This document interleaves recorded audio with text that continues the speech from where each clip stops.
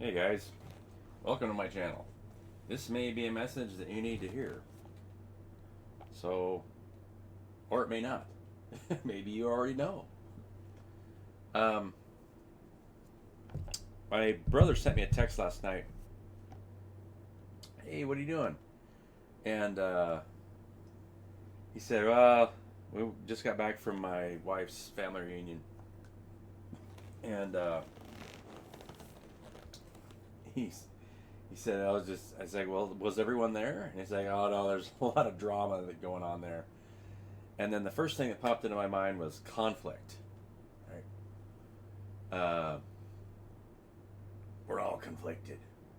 Actually, and then I realized if we're not conflicted, then we wouldn't exist. There has to be conflict to create separation, right? Without conflict, then everything collapses in on itself and it's all just one thing. And that's what it is when you break everything down from a time span point. When you eliminate time, then space collapse. And now you're looking at the 0 point, which is where everything comes from and goes back to the heart of every system. But we created conflict or a resistance so that energy could flow from one point to another, which created space time.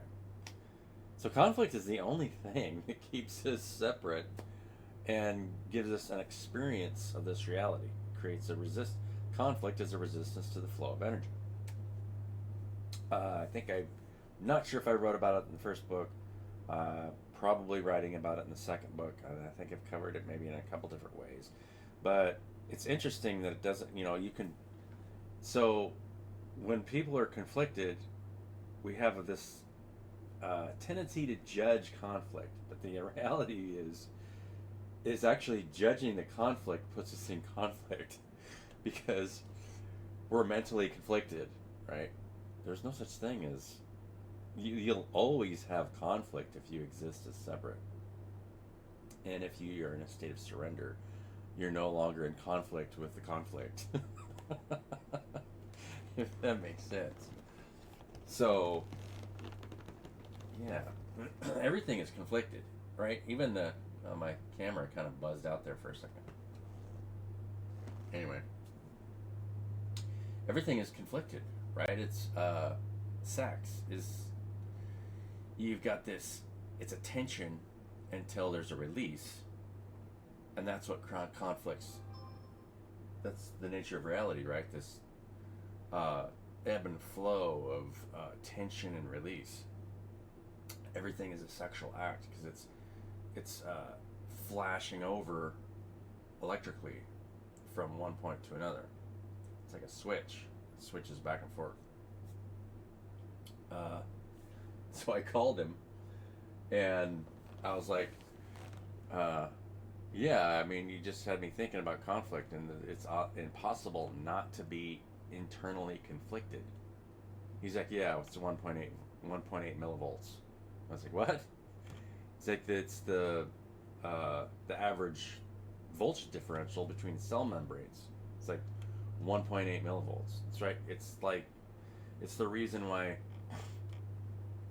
they set GFI breakers to, I think it's 5 millivolts or 5/100ths of a millivolt, something like that. Because if it gets past a certain threshold, right? I mean, it starts to. If you get yourself into a big voltage differential, the breaker needs to trip before it starts destroying your cell walls, because you move too much current. I mean, this is just a current through the body. It's not millivolts, it's milliamps. Then it destroys the cell membrane and destroys your body. So he was talking about the voltage differential between cells, but I'm talking about something different, relative. That potential kind of dictates a lot of the other how much current you're running in the body. And so actually, the ascension process is about lowering the resistances in the body so that you're moving more energy and information in the body, becoming more of a light body, right? The higher the internal resistance, the higher of your resistance to the people around you and all that stuff. So, just out of curiosity, we'll pull some cards. See if I get the deck right side up. Devil's on the bottom. It's the best card in the deck. Anyway, it's always so interesting to me, just the way this reality works, right?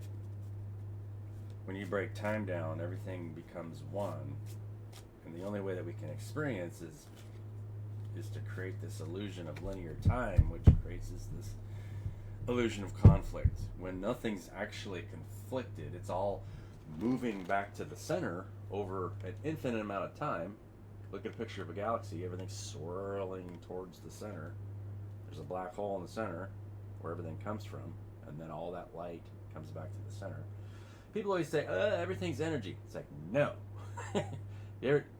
Don't correct people, just for the sake of being, arrogant. But everything is light, which is time and energy. You can't have one without the other. Right? Light is the wholesome viewpoint of what it is. Father Time, Mother Earth. You're talking about the field when you talk about Mother Earth, the energy that is moving through time. But you have to have both. It's time and energy. Or wave and particle. Right? The wave is the time, the number of times, and the particle is, they say it's a particle, but it's just a field of energy. There's no actual particle there.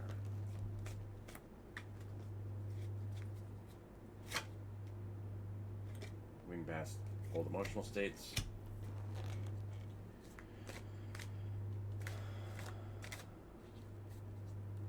So yeah, you have to be in a state where you're no longer conflicted about the conflict.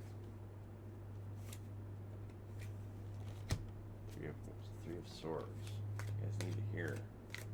We're moving away from heartache and heartbreak. Fool.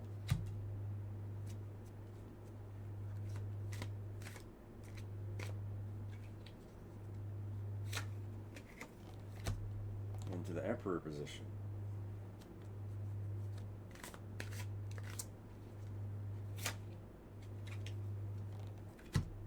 And we're seeing whether or not what we're doing is working.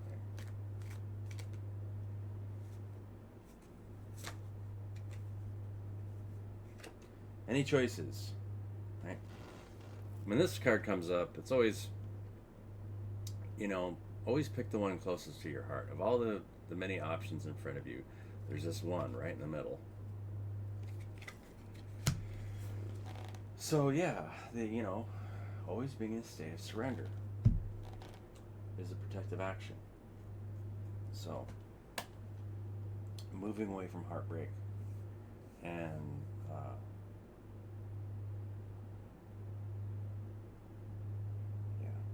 this is a good message, right? All of us want to move out of negative emotional states that are caused by conflicted mental states. A conflicted mental state will always pull you into a negative emotional state if you're conflicted. And you'll never be in a state of peace and surrender. And, sometimes a state of surrender is, it's always surrendering to whatever you need, learning how to take care of yourself.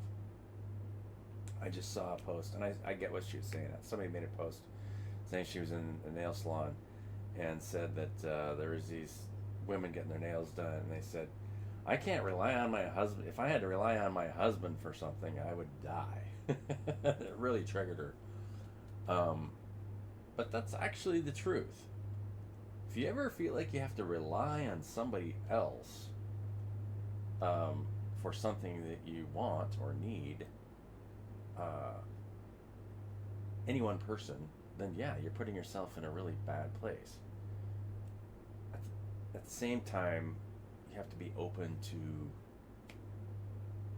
be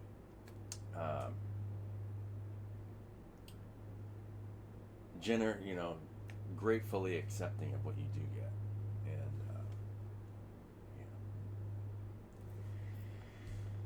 and anyway, I mean, you know, obviously those. I mean, what she's saying is, you know, it's just a derogatory comment about their husband, right? So she's just saying, look, you know, none of us should be, you know, saying, hey, look, you know, if I had to rely on you, I'd be dead. You know, I don't have any problem relying on you guys. And all of us rely on a lot of other people for a lot of different things, right? I mean, somebody built this house. I wired it, but you know, I did some other things. But everybody, I mean, most of the work was done not by me. So if you have to do everything for yourself, that's a pretty lonely, isolationist type of attitude, right? Because we're all one. And the ideal, you know, the ideally, you know, we're treating each other the way we want to be treated. It's a spiritual thing. So none of us should ever have to rely on any one person for too long, because it creates an unhealthy relationship, right? If you have to rely on one person uh, for everything, that's, you know. Now there's a different type of relationship when it comes to personal relationships, when, you know, you don't rely on one another for your emotional states, but you rely on each other in a way just for to find and come to peace as a companion, right? And this is the person that I really enjoyed spending time with, and there's nothing wrong with that. My son's dog, I'd spoil her rotten when she comes over, but I want, you know, any animal, it doesn't matter if it's a person, an animal, a dog, I want them to understand that the things that I do for myself is what I would offer for them. So I always fix her something to eat based on what I'm eating. You know, most of the time, I'm not going to give her everything that I'm eating. For one thing, she's not going to like it. Like the other night, this is just one example. I was making hamburgers, and so I just I cooked a separate hamburger patty, and put a piece of cheese on it, melted it, and then cut it up into little pieces so that she could eat it. And you could tell she was extremely ecstatic and grateful. Why would I feed her dog food, something that I would not eat? Ugh. I mean, that stuff is processed, whatever. Who knows what's in there? I mean, even the best dog food is still disgusting. Dry. I mean, what do dogs eat in nature, right? They eat raw meat, like rotting animals. They're a scavenger animal, right? Or eggs. Like this little dog that my son has, Squirrel, she lived on little birds' eggs until, you know, Dylan Heck brought her in. But the point is that, you know, you want to treat each other the way you want to be treated. You know, I mean, it's really simple, and you don't want to ever put yourself in a dominating position.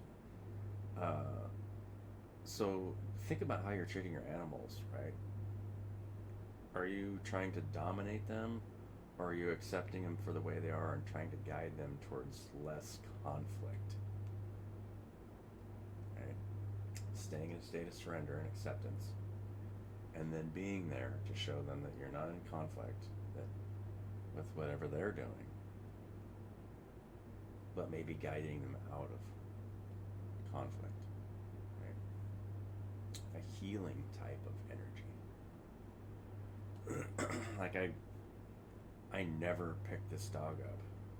Very, very, you know, she's a small little dog. So I want her to feel comfortable.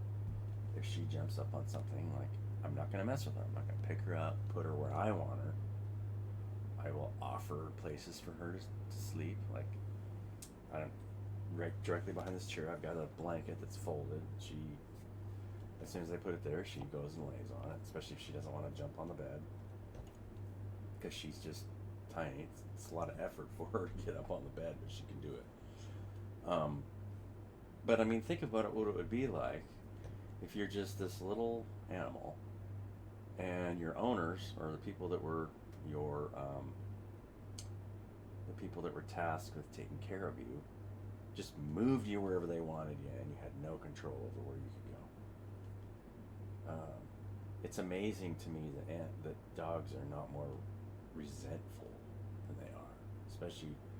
And you can get dogs can turn on their owners, if you're a little bit too abusive. Obviously, that's happened, but dogs will put up with a lot, and I think people are not that much different.